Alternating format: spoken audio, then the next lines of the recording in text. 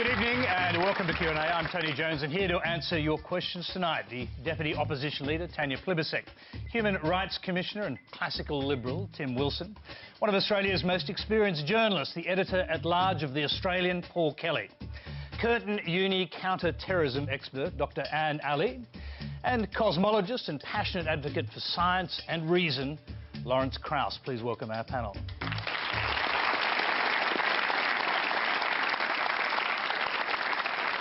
Well, as you may have noticed, two of our advertised guests, Parliamentary Secretary Alan Tudge and the Director of the Menzies Research Centre, Nick Cater, withdrew at the last minute. Now, we find ourselves in an unusual situation tonight because clearly one of the biggest and most controversial issues of the past week has been about events that occurred on our own program. We've been the subject of a great deal of comment from politicians and from other media. The ABC itself has acknowledged that an error was made in having Mr Zaky Mallah live in the studio. And as we go to air tonight, there is more than one inquiry underway. It's clear, therefore, that the issue will come up for discussion tonight, and we'll do our best to handle that in the same way we would any other issue. Others can and will, no doubt, judge this program and the ABC, and my role tonight is not to preempt that or to put any particular view, but it is appropriate to put a few facts on the record. First of all, the decisions made about Q&A are made by the whole program and management team, and we all take responsibility for them. In considering the decision to allow Zaky Mallah to ask a question, the ABC's editorial standards tell us to present a diversity of perspectives so that over time no significant strand of thought or belief within the community is knowingly excluded nor disproportionately represented. Now, secondly, the safety and security of our panellists and the audience is always a key priority for us. And finally, the Q&A team were not aware at the time Zaky Mallah appeared of the very offensive misogynistic tweet that he put out about two female journalists. Had we known, we would have rejected his participation. Now, let's move on with the program and your questions. And our first question tonight is, in fact, a Facebook question that comes from Freddie Warren.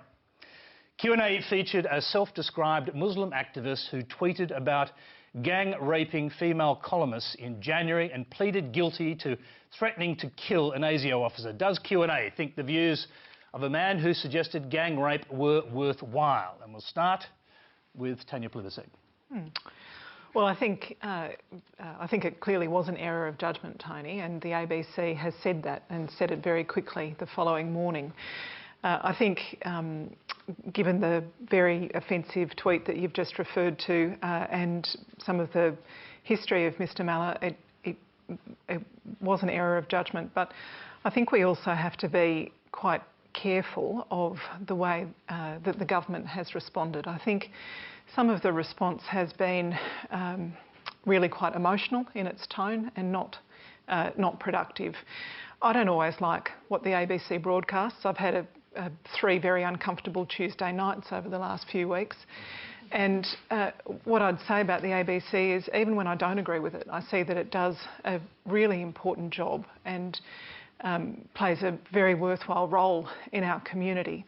So I'd say it was an error of judgment. I don't think Mr Mallah's views are ones that I particularly want to see broadcast, but I'd also caution people who are have already cut $500 million of funding from the ABC, have cut the Australian network completely.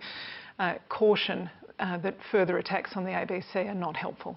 Let's quickly address the other issue raised here, the fact that Mr Mallah pleaded guilty more than 10 years ago to threatening to kill an ASIO officer. Should that conviction have ruled him out as a questioner in and of itself? Look, I think that's a very difficult proposition. And in fact, Anne's written a lot about in countering violent extremism, the voices of people who've been de-radicalised and how important they are in the debate. So I couldn't make that judgment without knowing a lot more about him and his beliefs and his behaviour and what he's said in the past. But I do think it is important to take into account we are in a heightened threat environment. That's not make-believe, that is actually true. And so when you're airing voices that are arguing for extremist causes or behaviour, you need to be very cautious. I thought Waleed Ali's interview with Zaky Mallah the following day, it was a very good interview because he pushed Mr Mallah significantly on his own responsibility for what he was saying, and I think that was a very appropriate approach. You mentioned Daly there. Let's hear from her on this subject. Well, first of all, I think that, let's get it very straight, nobody in the history of mankind has ever or will ever be radicalised by anything that Zaky Mallah has said. We are not about to see a mass exodus to Syria because of a public stoush between a minister and somebody wearing a funny hat on QandA. Let's make that clear. Secondly, I think it was a missed opportunity because I think the Australian public deserves to hear a rational debate about issues of national security and issues of national significance that affect them. And I think that that debate should happen without any political grandstanding and without any over-emotional outbursts as happened on the Q&A show. I think it was a missed opportunity for the minister in question to respond rationally to Zaky's question and to open up a debate that needs to be had. These questions need to be asked and the Australian public deserve answers, and they deserve answers in a rational, logical, calm manner. I think, we need to stand up as a public here as Australians and say we deserve better than this. We deserve to have these issues brought to our attention, and we deserve to have the answers to these questions free from political point scoring. Daly, because the questioner is not in the studio to ask this, I'll ask it on his behalf. Let's go back to the question. Do you think the views of a man who suggested gang rape are worthwhile? Not that we knew about it at the time. Look, I didn't know about his tweet about gang rape either, and my understanding was that that was a tweet that was very quickly taken down. And, I've seen some pretty disgusting things by a whole lot of people on Twitter, and some of them directed at me and some of them directed at some people that I know as well. And not to excuse that at all. Absolutely, there is no excuse. And so I think that had the ABC and QandA known about that particular tweet, I think that my understanding is that you probably wouldn't have had him on, as you mentioned earlier, Tony. In terms of his being a convicted criminal, he's done his time. He's paid his price. We are a society that recognises that. We are a society that recognises that people who have done their time and who have the capacity to then turn around deserve a chance. And I think we should show that in all forms of public life. Let's hear from Paul Kelly on this. I'll come to you in a minute, Lawrence. Look, I think this is not an issue of free speech, as Mark Scott pretended last week. This was a serious editorial mistake by the ABC. Media organisations have got to be very careful about who they put up in lights, about who they give a platform to. And it would have been possible to have a lot of other Muslims in the audience raising these sorts of issues. The ABC chose not to do that.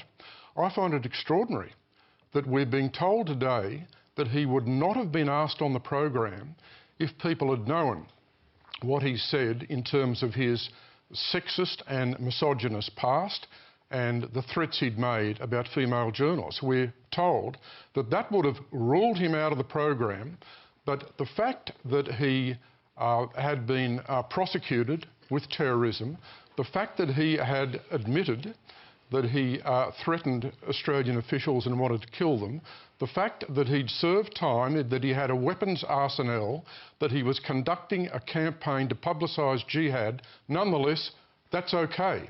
Well, it's not okay. It's not okay in terms of the ABC taking a decision about who's going to appear on Q&A and who is going to confront a government minister about citizenship policy. Well, can I just interrupt you there? Back in 2012 September, your own paper ran a story about Mallah headlined "Rebel Urges Muslims to Wage a Jihad of Peace." Now, I imagine you're aware of the content of that story. I'm aware of that story, but that story is a separate issue from giving him a platform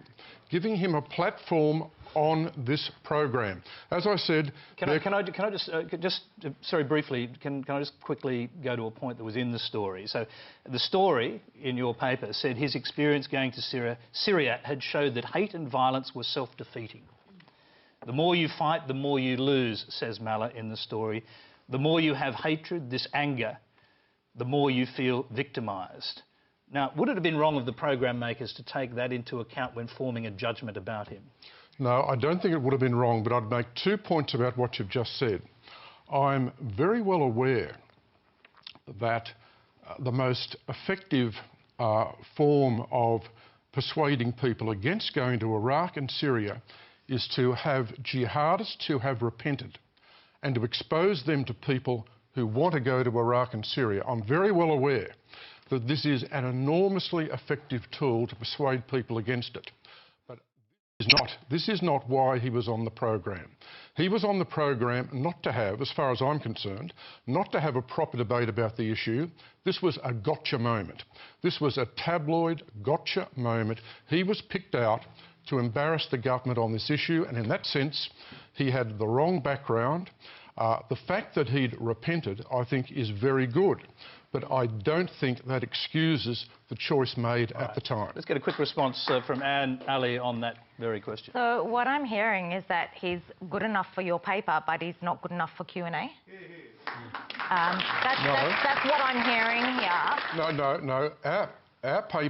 Our paper didn't put him up on lights because we're not able to do that the way the ABC did on this program and counterpose him against the government to embarrass the government over citizenship law. Now, but it was the government's response that created the ongoing thing. It was the exchange. Had the minister, or the parliamentary secretary, I'm sorry, had he responded in a manner where he actually answered Zaky's question, I doubt that the situation would have been blown out of proportion as it has been.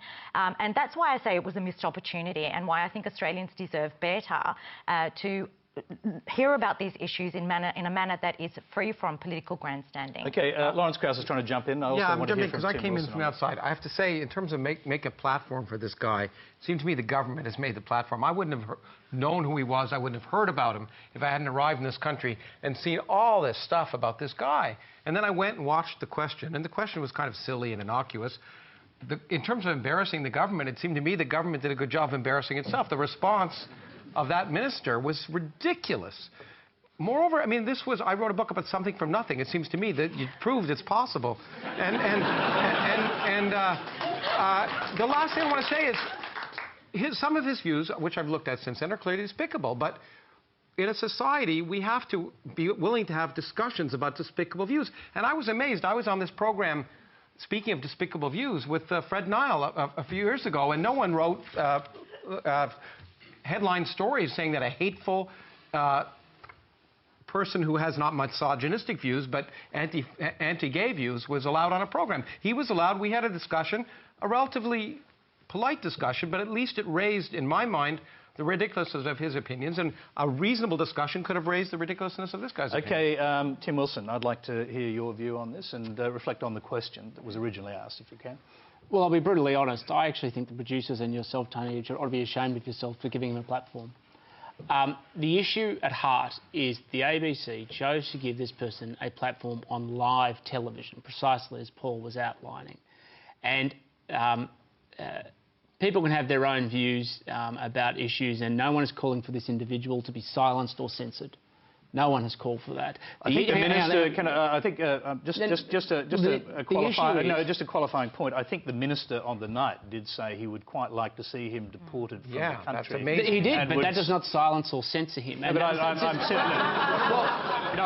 not sure how it does. I mean, he's still welcome to speak. I'm simply making the point there that that view would be seen by some as being out of order as well. That a citizen should be expelled from the country. Well, and the minister has expressed himself.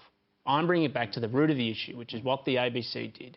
It chose to give him a live platform to express a view. It is bad because it denied the opportunity for somebody who is sensible and rational and credible to actually talk about the serious points around citizenship that exist in Australia and around those laws, which I have myself expressed genuine concerns about. But for then the ABC to turn it into some sort of free speech issue and try and project it as though the ABC had made just a simple error of judgment and invoke the idea that people that this was akin to the Charlie Hebdo massacres, I found laughable and contemptuous of the substance of the issue at heart. And I thought it was actually a tragedy that the Mark Scott chose to go and do it that way and actually, in essence, mock the memory of those people and what they actually stood and died for. And to be brutally honest, Tony, when I first came on this program in 2008, it was an environment where we had serious policy discussion. Too often these days it's caught up with gotcha moments and snide remarks designed to get attention, extra attention in the news cycle. And that is what that was, and it blew back on this show and to its detriment. Let's go to our next question, which is on the same subjects, from Michael Daly. Although the Australian Constitution does not explicitly protect freedom of expression, the High Court has held that there is an implied freedom of political communication. Therefore, while I disagree with the comments made by Zaky Mallah last week, we have an obligation to honour his right to say them. However, as a result of what he said, members of our community could have been encouraged to join an uprising against Australia. If that were the case, and my safety were to be jeopardised, would you consider restricting freedom of speech?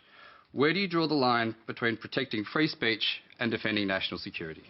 And Tim Wilson, I'll start with you. I know we ended with you, but I'll start with you on that free speech question. Well, the individual rationalised joining ISIS off the back of an exchange. I think his comments were poor. I don't think the exchange was particularly edifying for anybody, to be brutally honest, but I think it was good that the Minister also gave a strong message back. But the practical reality is nobody... By the way, the Minister took his comments to mean that the government's policies, that the questioner was arguing that the government's policies would push people towards ISIS. Is that an assessment you agree with?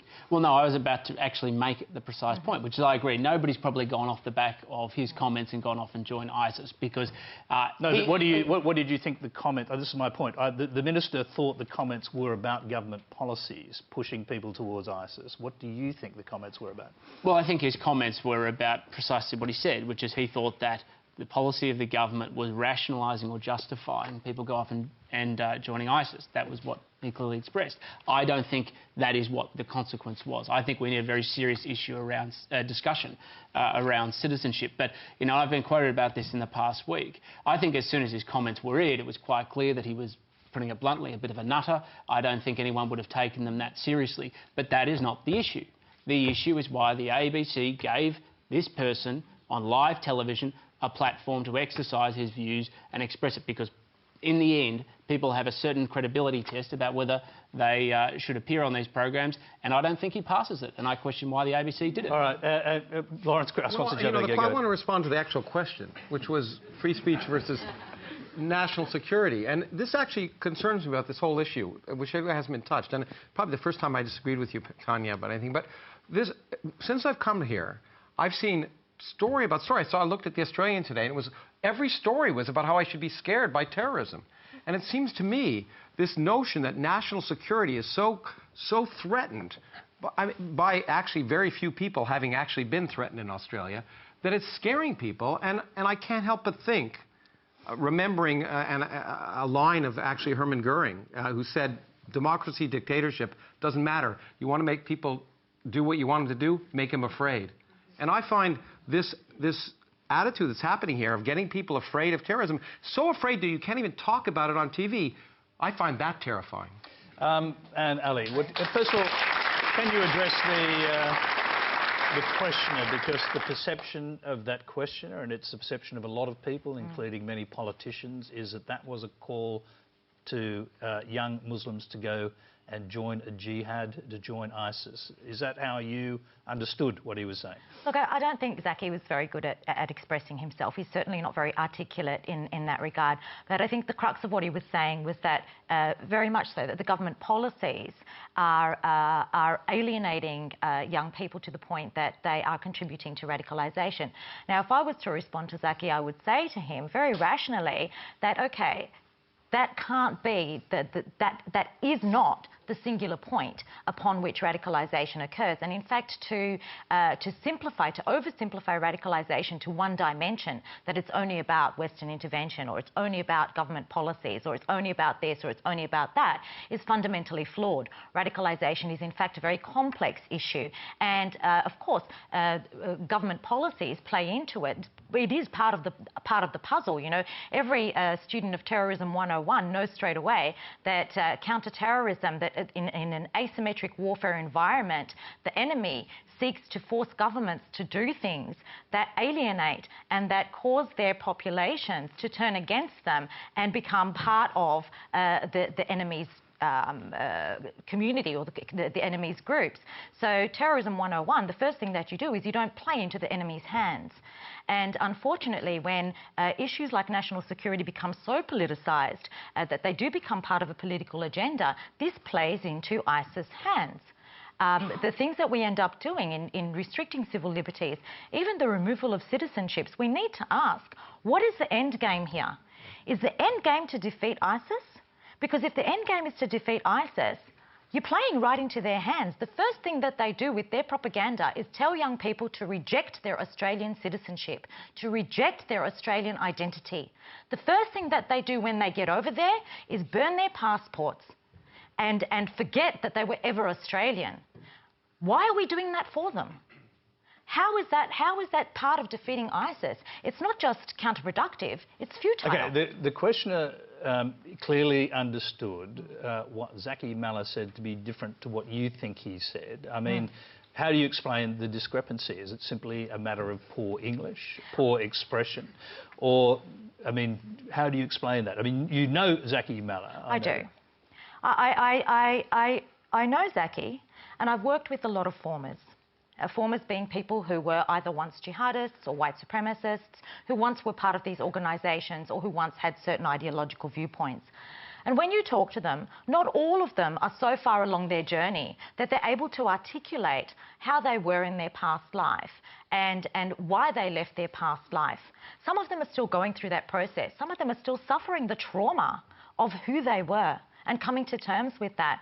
Some of them are very articulate and they've moved through that journey and they've been able to reconcile that and are very strong advocates and very strong activists and are very politically savvy and very media savvy and know how to put their ideas and their thoughts and their expressions across.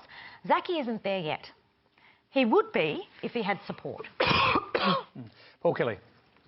And we can address the question if we can. In fact, I'll come back to the question in a minute if you'd like to hear whether you're hearing something different than you originally understood or whether you'd like to add to the conversation. No, I'd rather not add. OK. Just in relation to this point about free speech, the issue here is not free speech. It is not free speech. He's got the right to free speech whenever and wherever he goes. The issue here, just to come back to the central point about the program, was he was invited on the program, I believe, to create an exciting and inflammatory exchange, and that's precisely what happened. He was not invited onto the program to have a sensible debate about these issues.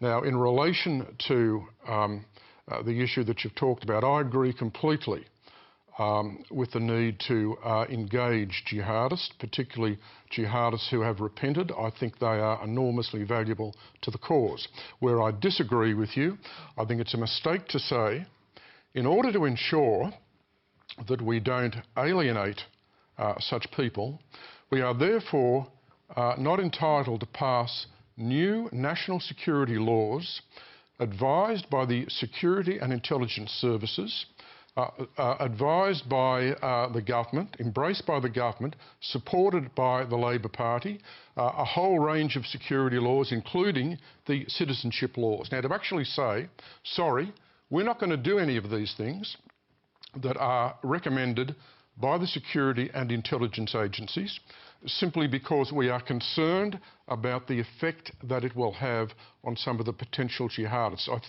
think that's wrong. We've got to get the balance right. I didn't say that at all. I didn't say you're not entitled. Well, okay, well, what I'm saying is from a pure counter-terrorism perspective,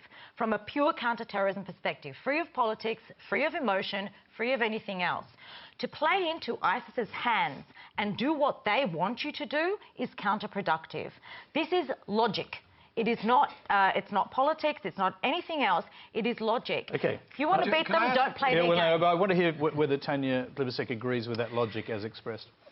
Look, there was a terrific article in, I think it was the Atlantic, Graham Wood, What ISIS Really Wants. What ISIS Really Wants, yeah. A few months ago, maybe March, April, and I thought it is actually, to read that article and to get some sort of insight into just how completely disjointed our worldviews are is really instructive. The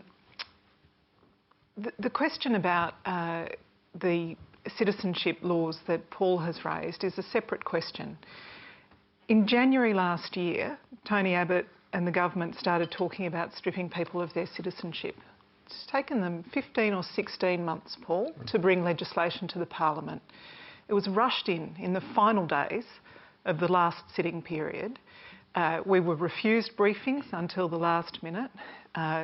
And while the Liberal government were calling on Labor to be bipartisan, they were sending out fundraising emails on the back of this legislation.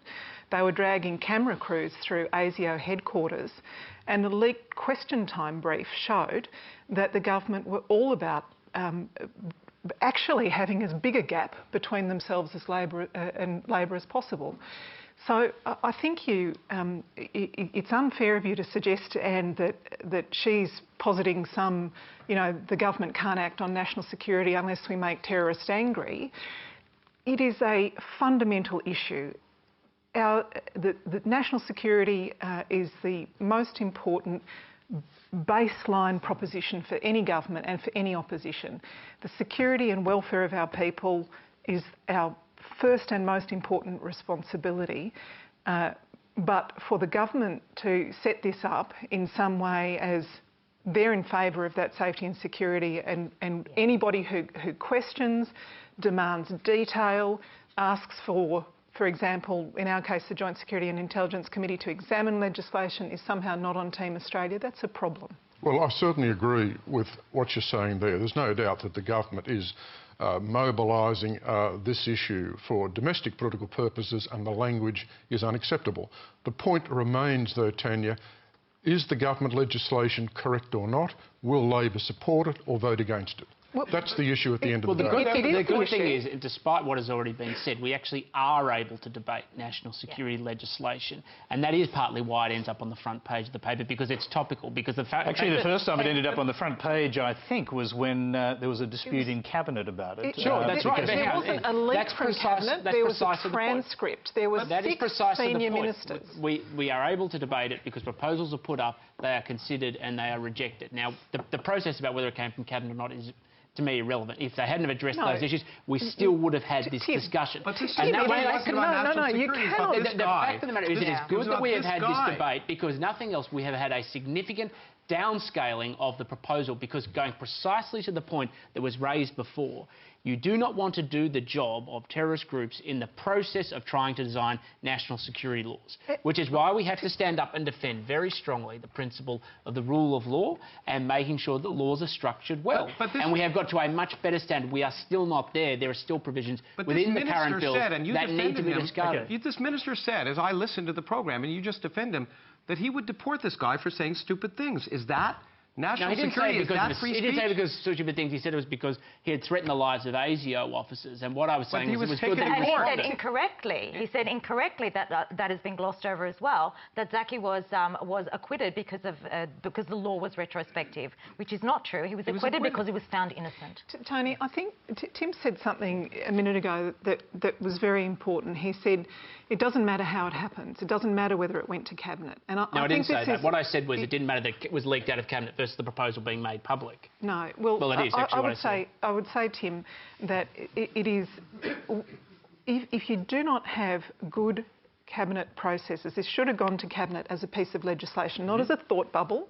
It should have been debated by the Cabinet, possibly by the National Security Committee of Cabinet before it went to Cabinet. It was a decision taken by the National Security Committee of Cabinet. There was no legislation until this week. There was no legislation. How can you debate an idea? If you're talking about the Cabinet procedures, I'll tell you what happened. We make it laws went to the National in Security Committee of Cabinet. Ideas. A decision was taken.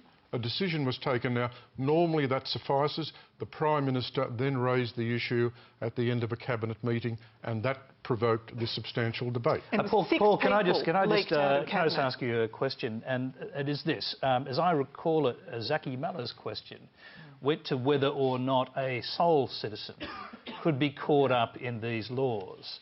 And then on the front page of The Australian this weekend, there's a suggestion that that might happen. So I'm just wondering whether there was a relevance to the question that he asked. You mean he was prescient? Look, no, I'm asking whether the question was relevant to people who are sole citizens who may be charged as terrorists. Well, the question may be relevant. I'm not saying the question is not relevant. I'm simply saying it was inappropriate for him to be here at the time. Look.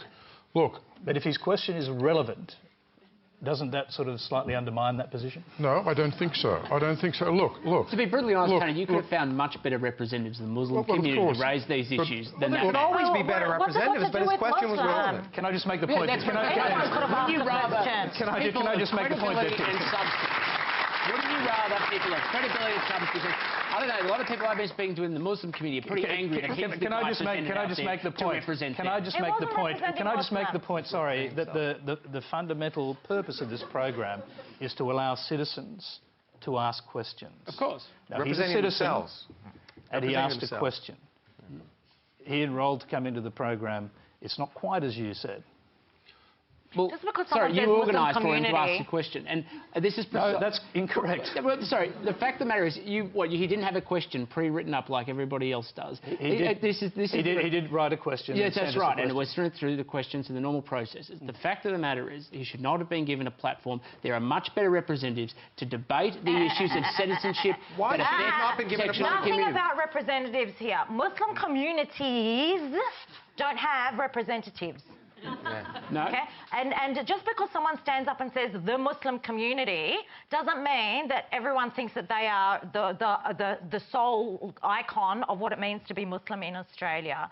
So, you know, the whole idea that, first of all, he's doing this because he's a member of the Muslim community, a representative of the Muslim community, you can forget that because he's not. He never even said he was. It was a question about himself. Yeah, it was a question... I had this happen to me. I'm representing myself. How would you have responded? And he got a ridiculous, idiotic response. No, it was a silly question. The question was incoherent. OK, It seems to further demonstrate the ABC doesn't actually get what they did. Well, you're on the panel, so you can make comments. So That's I can't right. take that as a comment. But obviously, it is a comment. Our next question is from Mike Honeyball. A lot of Australians feel nothing but contempt and betrayal towards Australians who would go overseas and join extremist groups like ISIS. How do we reconcile that fact with the need to implement good policy that involves people who've been overseas and been involved in these sorts of atrocities and come back and actually realise the error of their ways? In other words, how do we implement good de-radicalisation policy when both sides of politics seem to be playing to the most base instincts within the community? And Ali, we'll start with you. It's your area of expertise. Good question. I think before we start talking about de-radicalisation, we need to revisit what we mean by radicalisation. Radicalisation has become a blanket term to describe a whole range of different processes, levels, behaviours that are seen to be indicative of a particular mindset and, importantly, a willingness and an intention to commit violence. And that's not always the case. We rely on models of radicalisation that are very hypothetical. In fact, most of what you hear about radicalisation in the media is mired in myth, in hypothesis, and in theory and in misconceptions. A lot of it is not true. There are lots of misconceptions around radicalisation, and we need to get that right before we start talking about de-radicalisation, particularly because the current wave that we're seeing of young people going overseas to fight is very different from what it was 5 years ago, very different from what it was 10 years ago. And the process by which they are changing their worldview and their ideological outlook to the point where they are willing to go overseas to commit acts of violence is a very different process today than it was 10 years ago. Yet we're still relying on models that were developed 10 years ago based on very little empirical evidence. Very little empirical evidence. And can I just, is it in fact true, I've seen it reported, that you were in the process of recruiting Zaky Mallah to be part of a de-radicalisation program? Not a de-radicalisation program. We did reach out to him through my NGO, People Against Violent Extremism, because we utilise the voices of formers, both former white supremacists and former jihadists, and formers from different ideological groups. We utilise their voices as a way of challenging the ideology of violent extremist groups. So yes, we had reached out to Zaky, and we will continue to reach out to Zaky, and we continue to put out an invitation to Zaky to come work with us and to help him and support him in articulating his views, because, you know, yeah, he said some shitty stuff, okay, but he's also said some really good stuff too. And, you know, the shitty stuff that he says, it's because he's not groomed, he's not media savvy, and he's not politically savvy. But he could be a really strong voice and a really powerful voice. He just needs the right kind of support. Paul Kelly. I think it's very, very valuable, as I said earlier on, to mobilise jihadists who have repented. I think they can be enormously effective in dissuading people to go to Iraq and Syria. But look, I guess the wider point I'd make about this debate we're having, Tony, I think the ABC has got to pick up the signals it's getting from Malcolm Turnbull, who wants to help this organisation. And I think it's a mistake for the ABC to close ranks, defend the program, live by a tokenistic apology, and not take any substantive follow-up action. Substantive follow-up action by the ABC about this issue and this program is required. And I think this is a question of leadership of the ABC. It goes to the managing director, it goes to the chairman, and it goes to the board. Now, these aren't just my views. These are very widespread views. I support the ABC. I want to see a strong, vibrant, independent, impartial ABC. This concept is in real trouble at the moment. And if the leadership of the ABC is not savvy enough and smart enough to realise this and recognise that it's got to take some serious decisions about this issue, then that's going to be, I think, a very disappointing outcome for everybody. Paul, you did go off the question there, but since you have so far, I'd like to get Tanya Plibersek just to respond to that. Well, I'd say Malcolm Turnbull's such a great friend of the ABC, he's cut $500 million from its budget.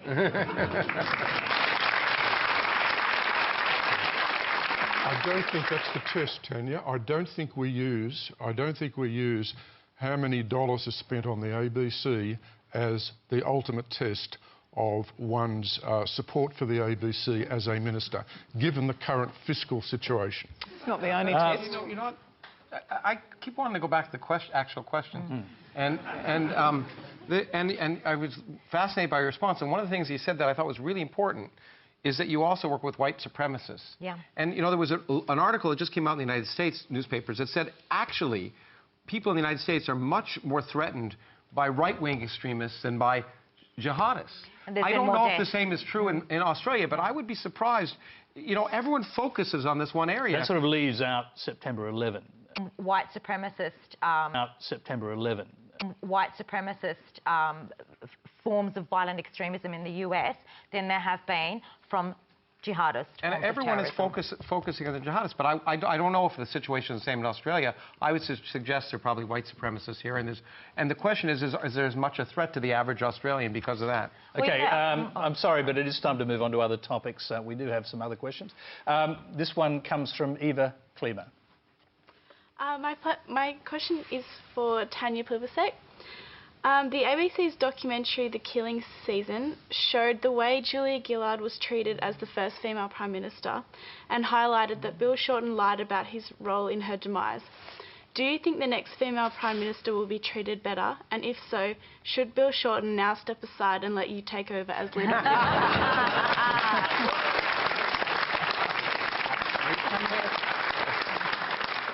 the Thanks, Eva. And I'll just go to the question of not telling the truth first. We've got a Prime Minister who went into an election campaign saying no cuts to health, no cuts to education, no cuts to the ABC or SBS, no change to pensions and no new taxes, and he's broken every single one of those promises.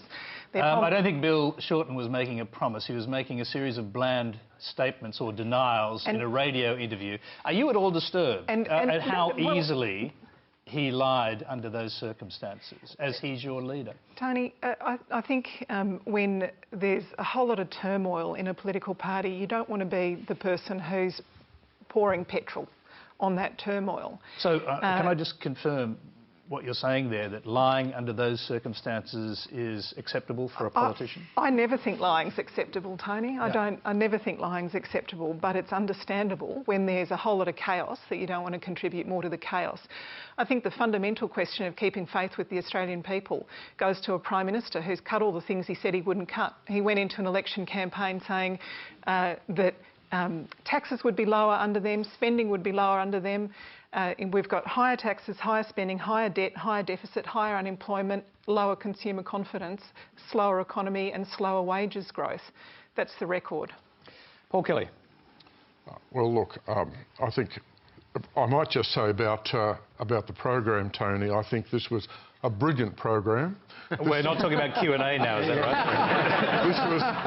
This was the ABC at its best, and I enjoyed it. That's what Tony Abbott said in Parliament. Well, he did, and I think a lot of people felt that.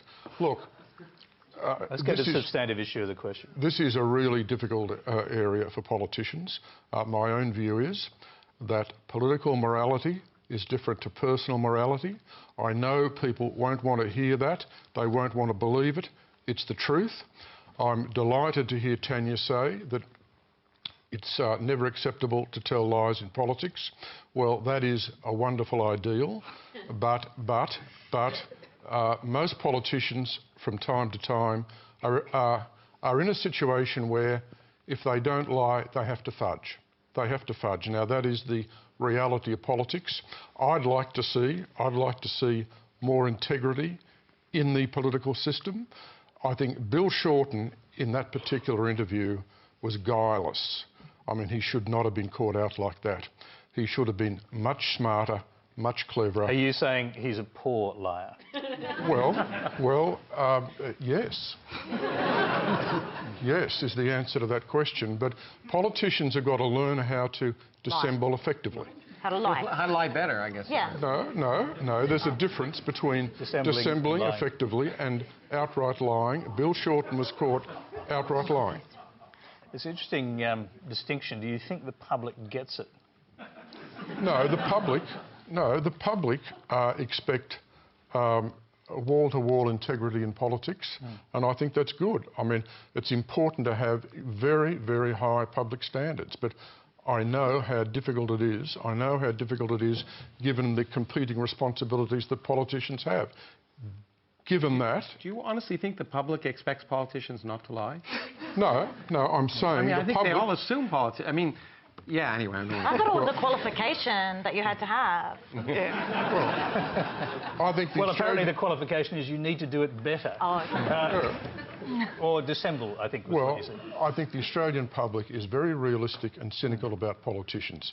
Having said that, I also think the Australian public imposes severe penalty on politicians when a politician is caught out lying blatantly. I just want to finish this section by asking you, do you think Bill Shorten will pay a serious penalty for being caught out lying on this occasion?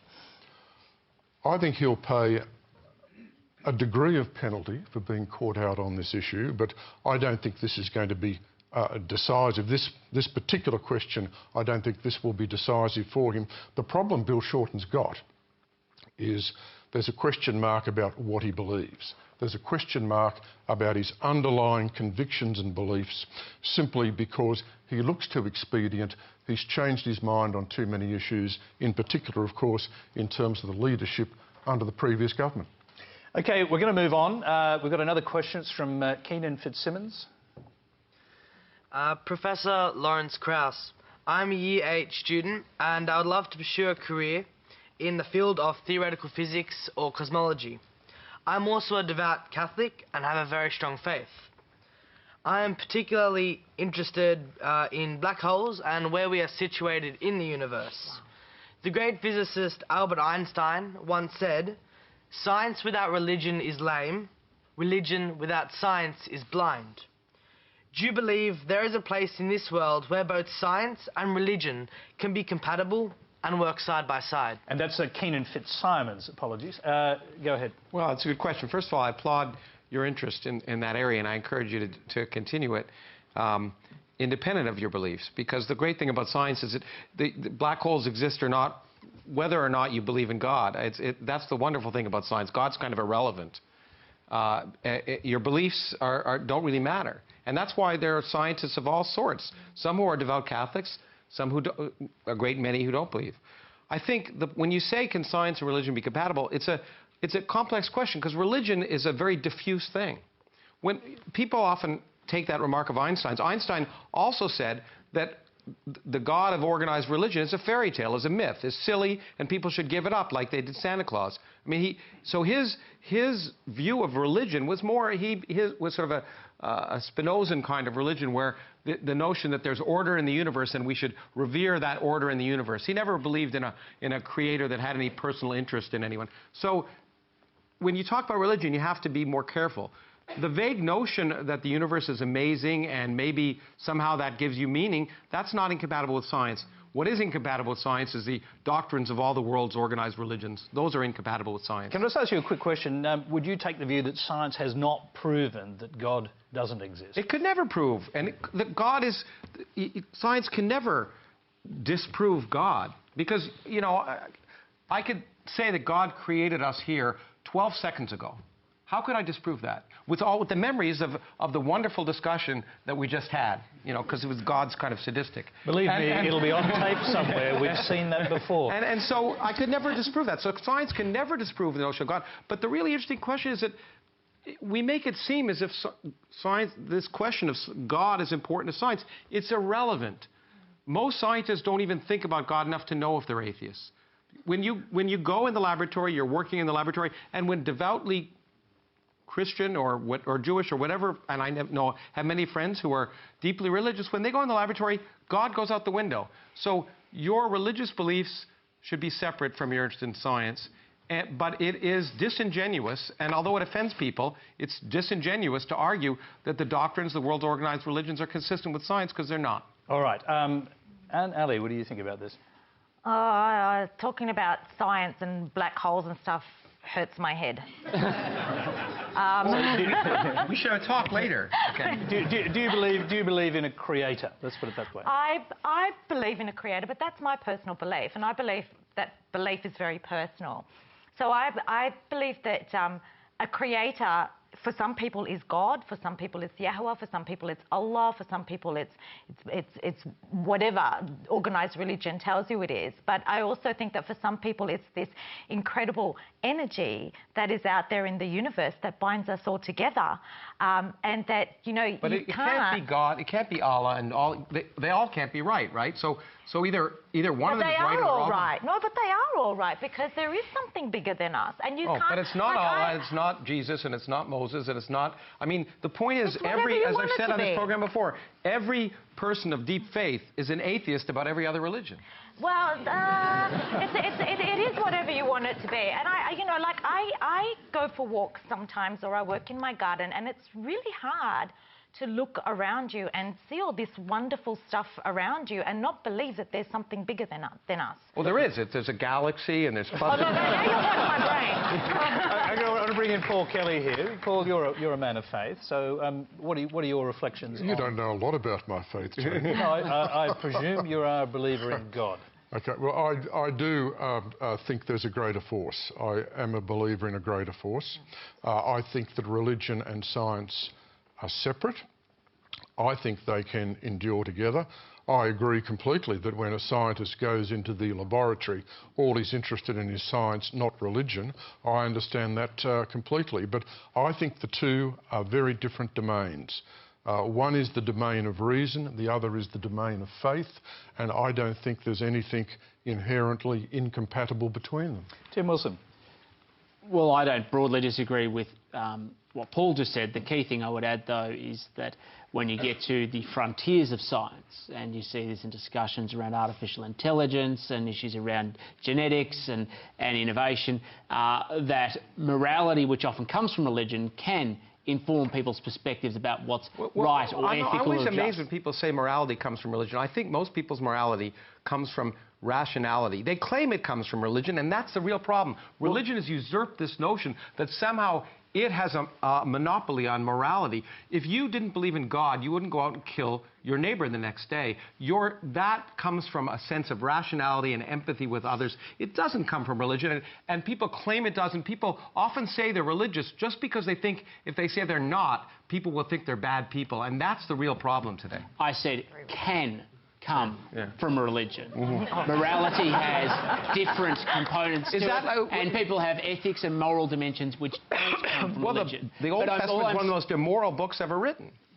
The key point is when you get to the frontiers of science, issues around religion can inform how people approach the exploration, and that is always a tension, because being somebody who isn't a faith, I'm always in favour of seeing how far we can take scientific progress. I accept that there are limits and we have to assess and make proper judgment calls about making sure we're not taking too much when risk. Religion says, say, being gay is evil, and science can show there's no empirical basis for that, you say there's no inconsistency?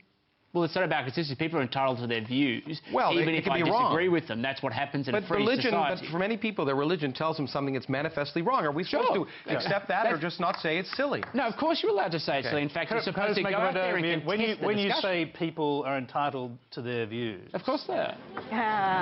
I'm just saying. People are entitled...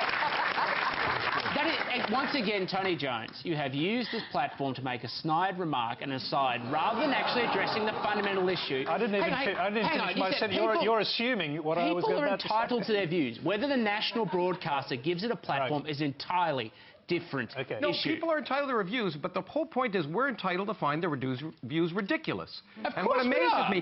What amazes me is that in our society, we're entitled to attack politicians, we're entitled to make fun of sex, we're entitled to make fun of everything else. But the minute you suggest that the views of the Pope are absolutely silly, suddenly you're viewed as strident and inappropriate. And the point is there should be nothing that's sacred. Everything should be open to debate, including religion. No one's disputing that as far as... Can I hear from Tanya Plibersek on the question of religion and science? Well, I like Lawrence's books very much, and especially the Science of Star Trek one. I guess I'm almost the exact opposite to each of the two of you. I don't think that there's a life after death. I don't think there's a heaven or hell.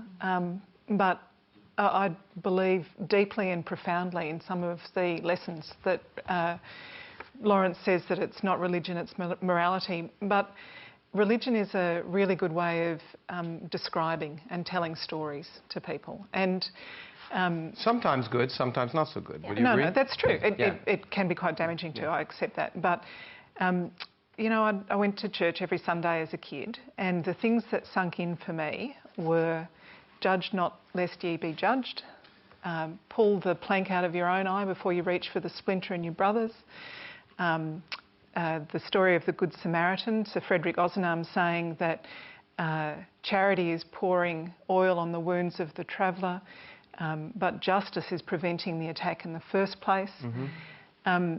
Actually, sitting there for an hour a week and thinking through the way you want to live your life is perhaps a bit of a luxury in a busy modern world.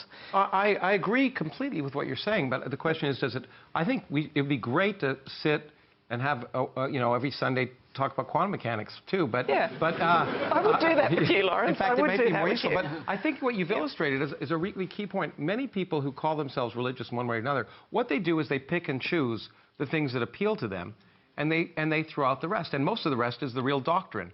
You know, most of them don't believe when you eat a wafer that it turns into the body of Christ, but they like some of the things they read. So most people really aren't really Christians. What they are is they like some of the things they read in the Bible, and they identify with that, and it makes them more acceptable in the rest of society to identify with that. Okay. I think actually, can I just make a point about this? Go ahead. I think that actually might be a bit of a difference between American society and Australian society. Could be. I don't think you get Well, judged for example, if you were in American society, you wouldn't have said what you said earlier about being a non-believer and expect to become a leader of the country. Well, it's absolutely true. I was so impressed with you saying that because in the United States, you know, there's been a study in Americans that being atheist is viewed on the level as being a rapist. It's the same thing. Well, that's a good time to move on. The next question is from Zaky Mallah. How long do you think it will be before a long overdue referendum is put to the Australian people to recognise the rights of Indigenous people in the Constitution? Would you also support increased representation of Indigenous people in the federal parliament as a further constitutional amendment? Paul Kelly. I'm very worried about the referendum. I'm very committed to recognising the Indigenous peoples in the Constitution. I think this is something we need to do as a country. We need to repair the current Constitution. What I'm concerned about is I think that the lack of consensus on this issue is worse now than what it was 4 or 5 years ago. When I look at the history of referendums in this country, my own view is that the best way for this referendum to get up is for it to be a modest proposal, to be an important symbolic proposal, and for it to have a wide degree of bipartisanship. I'm particularly disappointed... Is the Noel Pearson model effectively? No, I'm not talking about the Noel Pearson model, no. But I'm particularly disappointed with the report from the Joint Parliamentary Committee at the end of last week. This is quite a radical document. It wants to have a constitutional guarantee of racial non-discrimination. I think that's got no chance of getting up whatsoever. It's certainly unacceptable to the governing parties. What we need to do is we need to rethink the issue. We need to be realistic. We need to recognise that as a country, it's very important that we do this. We've got to find a shared common ground, rejecting those people on the right who say any referendum is unacceptable, that is putting race into the Constitution. I reject that. We've also got to reject a number of people, and unfortunately a number of Aboriginal leaders who are bidding up a very ambitious referendum, which I think at the end of the day will be doomed. Can I just ask you, we mentioned Noel Pearson before, and of course the question referred to increased representation of some form for Indigenous people in the Parliament. Now, Noel Pearson was talking about something existing outside of the Parliament, but a representative body advising the Parliament effectively. Do you reject that idea? Do you think that's too ambitious? I don't think we can have that body in the Constitution. I don't think that's going to work. I don't think the people would vote for that. I understand why Noel is doing this. Noel is attempting to find some common ground. He recognises that this referendum is in serious difficulty. I'm sympathetic to what he's trying to do. I can't sign off on his actual proposals. OK, Tanya Plibersek, there was a suggestion there that both the major parties would reject the idea, I think some of the ideas from the Parliamentary Joint Committee, including the specific prohibition against racial discrimination. Well, I think we have to look at that a lot more closely. Paul's right to say that there shouldn't be a proposal that's guaranteed to fail. It would be a disaster to have a referendum. I'm not saying that this is that proposal. I'm just saying that the discussion about the question that is actually put, or the questions that are put, is, I think, the most important part of this. If you can get a bipartisan campaign on this, then a referendum would have a great chance of success. So very briefly, no I'm sorry to interrupt you there, but we're running out of time, and I'd just like to get to the point here. The Parliamentary Joint Committee was bipartisan in a sense, so it had a significant Labor member and significant Liberal member, both Indigenous. They came up with the idea, or the conclusion, that it was important to put into the Constitution a prohibition against racial discrimination. And they've done great work and thoughtful work, and now we have to look at the report and take some time to examine it, to discuss it more broadly. And Tim Wilson. Well, I think what the committee should have focused on is removing the existing race power rather than putting in a new non-discrimination provision. But fundamentally, we don't have a proposal, whether it's the expert working groups panel proposal, whether it's the one that was put up by the Wyatt Group or one that's put forward by Noel Pearson at the moment, that I believe in its current form can be successful. I think we have to start looking very clearly at issues outside of the Constitution to drive Aboriginal advancement, and working with my colleague, the Aboriginal and Torres Strait Islander Social Justice Commissioner Mick Gooder, we're doing a significant project looking at how to capture the value of Aboriginal lands and Indigenous lands to actually drive economic development that has a practical effect for Indigenous Australians. Mick is working with Aboriginal leaders to try and resolve some sort of proposal that can work on a constitutional level. But I would have thought that if you look at what is going to be put up and if it's going to be successful, it has to appease Indigenous Australians, constitutional conservatives, and a group that's often ignored, which is constitutional liberals, which in the end makes the most part of the Australian population. And the window to get a proposal to do that, I think, is very challenging indeed, and we don't have one of those at the moment. I'm afraid we're out of time. We've just gone to time, and that is all we have time for. So please thank our panel, Tanya Plibersek, Tim Wilson, Paul Kelly, Anne Alley and Lawrence Krauss.